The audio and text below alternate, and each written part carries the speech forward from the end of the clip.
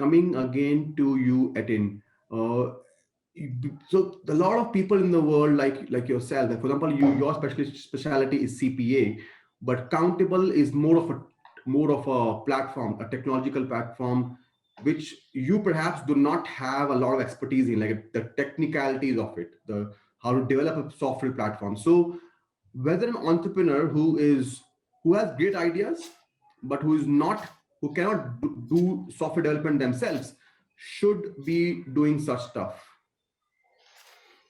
and what are the pros and cons of it?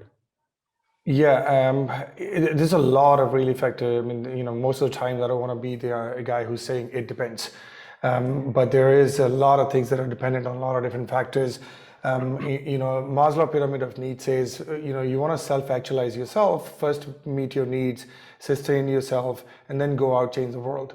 Like every airplane says, you want to give somebody oxygen, get the oxygen first, and then go out and give somebody else oxygen. So it kind of goes the same way from an entrepreneurship perspective. I've been a professional 15 years of my life.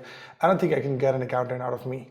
But I can find room in me to have an entrepreneur along with the accountant. And I think it goes hand in hand. Living the pain and then sharing that pain drives the passion.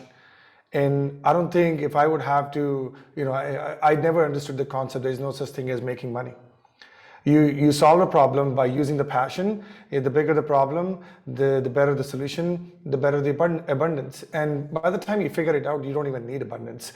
At least in my case, I can speak for that very clearly, that once you get this taste of solving the problem, and then it becomes such a big passion and driver for you, then you wouldn't have time to enjoy, because you want to solve more and more problems, and it becomes a challenge. And so it is exciting, if anything. And when I went out of the journey, I was looking for things, and I can go back and do a job and make the same money and do something else. It wasn't exciting, and it was very comforting. So I was at that stage in my life that all the other pieces personally fit in together for me to make this decision. And once you make the decision, you have now chosen from becoming an entrepreneur to an entrepreneur. It's a very cliche word, but then there's a lot of people who think about it, and then the next moment they think is how difficult it is and how many people are already doing it.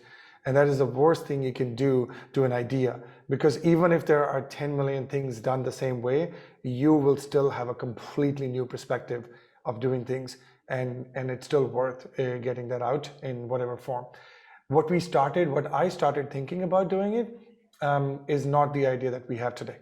It evolved in less than a year, and I'm sure everybody who's on the panel and the listeners could vouch for the fact that you don't start with what you end up being.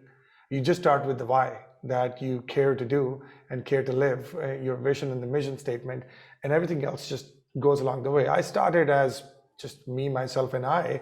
And from there, I found the co-founder that resonated with my values. I found the investors who cared. I found the board who cared. I found the people who send me emails every single day today in the busy time and say, Atin, you can change it here. You can do this here. You can change this better. And so I'm not alone. You will find yourself along the journey, so many people who help you get there.